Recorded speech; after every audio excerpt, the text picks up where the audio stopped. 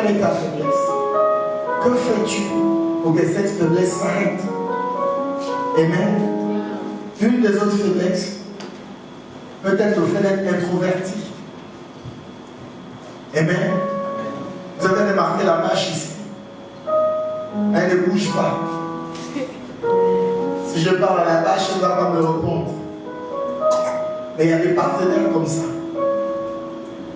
Ok? Ce n'est pas des gens qui parlent. Bonjour, comment ça va? Tu fais une blague. Elle est froide comme le glace. En fait, dès que tu es seulement heureux quand la personne n'est pas à la maison.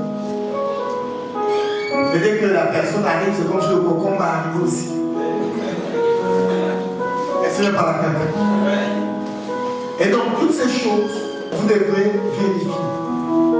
Est-ce que c'est un être vivant? Mais je suis en train de me marier avec un sorcier, avec un esprit méchant. Amen. Il y a aussi la colère. Au lieu que j'ai parlé de l'exemple, en fait, j'ai été témoin de bagarres d'un couple. On habitait au B2 et dans mon voisinage, une femme qui frappait à chaque fois son mari. Elle le frappait. Et puis un jour, il a réuni ses amis pour dire que la frappe aujourd'hui. Parce que je la frappe souvent. En fait, si elle me frappe souvent, c'est parce que je laisse. Aujourd'hui marque la fin de ce jeu, je l'ai frappé devant pour elle me demander pardon. Donc, on soutenait le papa. Vous savez, c'est pas facile de frapper quelqu'un qui vous a toujours frappé. Donc, à notre grande surprise, Amen, elle a encore frappé. Et c'est les amis de ce monsieur qui sont allés séparer. Ça va. Amen.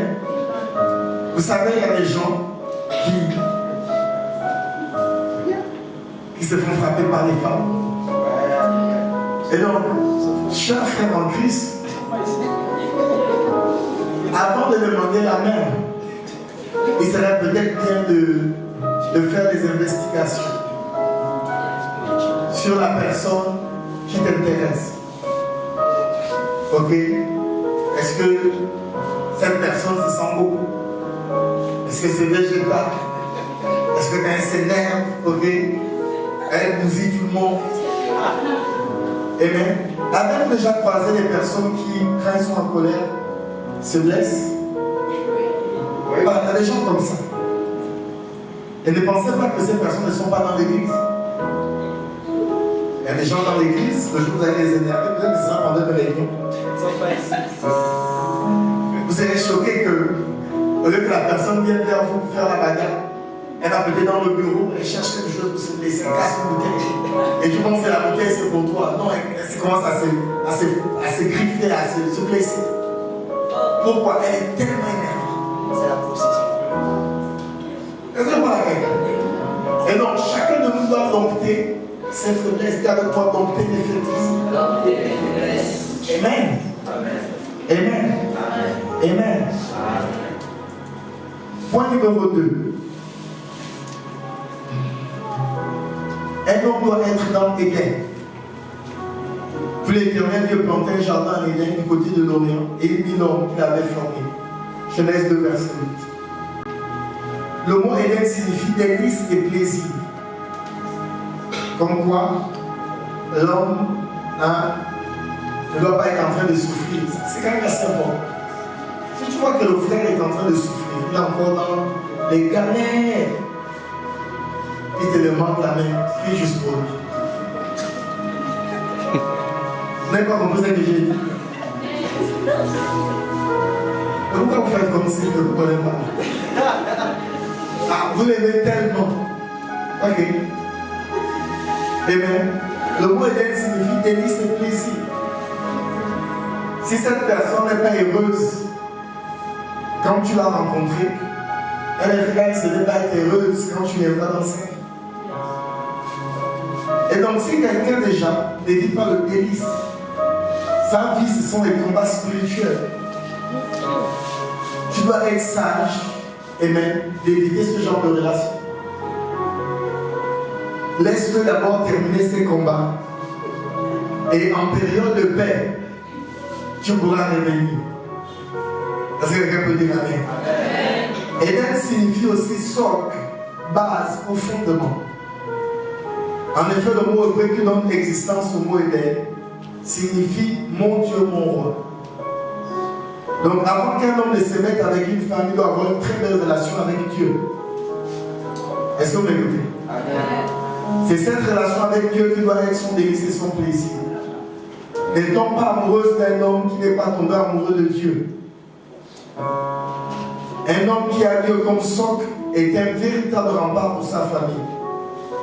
Le constat est que les femmes préfèrent ceux qui n'ont rien à voir avec Dieu.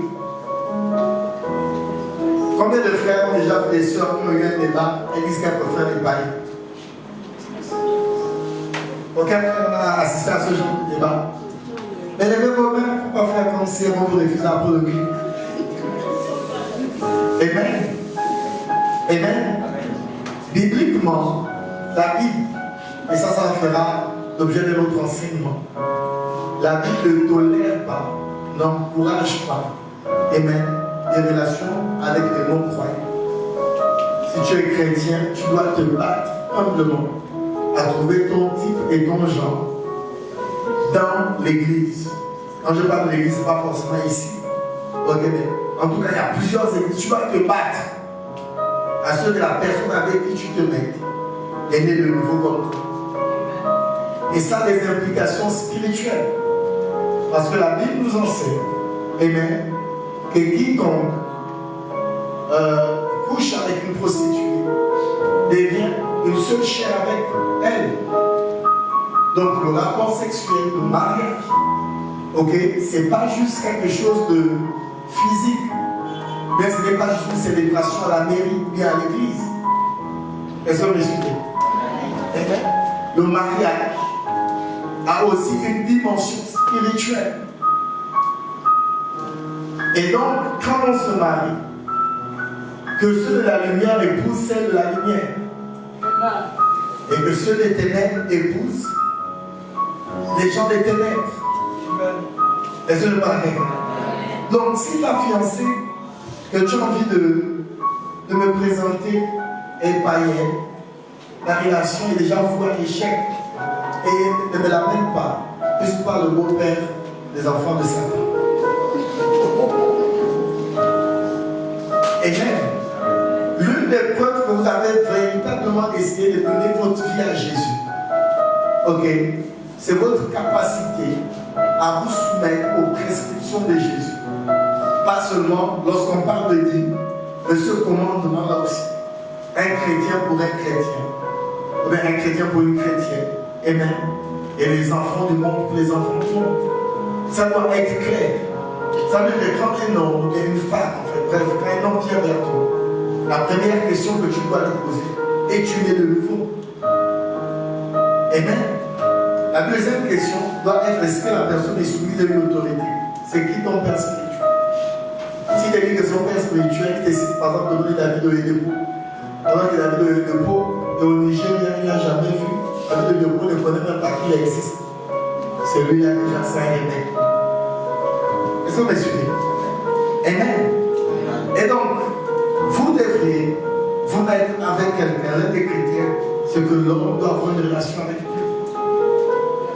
Ça ne doit pas être à négocier. Je ne parle pas d'argent d'abord. Amen. C'est quelqu'un qui doit être amoureux de Jésus. Est-ce que quelqu'un peut dire Amen? Amen. Pourquoi les sœurs aiment les païens? Selon elles, les païens ont l'argent. Les païens sont amusants. Les païens, c'est la tendance. Selon elles, les frères en Christ sont ennuyeux. Et ils n'ont pas l'argent. Ils sont SS. Super spirituels. Ma réponse, si vous n'aimez pas les super spirituels, c'est peut-être que parce que vous-même vous êtes super charmant. Parce que ça ne doit pas choquer une femme que son nom lui dise, je veux qu'on passe le temps dans la prière. Si prier est un problème, ok, si jeûner est un problème, si lire les Écritures est un problème, tu as des véritables soucis. Plus jeune en Christ, en l'église où j'ai reçu le Seigneur, les soeurs se plaignent. Vous êtes jeunes, vous ne vous amusez pas. Tous les vendredis, vous êtes dans les veillées de prière. Allons-y en boîte. Boitons. Et donc, nous, moi personnellement, je ne suis jamais rentré en boîte depuis que je suis né. C'est jamais arrivé. Ce n'est pas que je n'ai pas eu de proposition. J'avais décidé que ma vie appartenait à Jésus. Amen. Et dès que j'ai reçu Jésus, il y a des choses que je n'ai pu négocier. Tu n'es pas chrétien, tu ne peux pas m'intéresser à toi. Maintenant, si tu es chrétien et tu n'es pas sérieux, tu es encore disqualifié davantage. Est-ce que je parle à quelqu'un? Et donc, ne laissez pas votre désir pour le sexe vous pousser à faire des mauvais choix. La Bible dit dans le livre de Proverbes, ok, que quand quelqu'un est affamé, même ce qui est ta mère à lui. Et parfois, quand les gens sont exposés sexuellement, sont sévrés sexuellement, n'ont pas des rapports sexuels depuis un long moment, tu vas penser que la manière dont ils mettent la pression pour se marier, c'est parce qu'ils aiment la vie d'autrui. Parfois, c'est simplement pour assouvir un besoin sexuel. Est-ce que vous me suivez? Et il est prêt à se marier avec n'importe qui, il n'y a plus les critères. Parce qu'il a faim. Il a été sévré. Hein, c'est l'expression au Cameroun. Même l'eau était le feu. C'est la folie, cette expression. La première fois que j'ai entendu ça, je me suis dit, nous sommes dans quel pays? Même l'eau était le feu. Et il y a des gens comme ça. Quel que soit, eux, ils veulent juste, ils attendent la lune de miel, la récompense éternelle.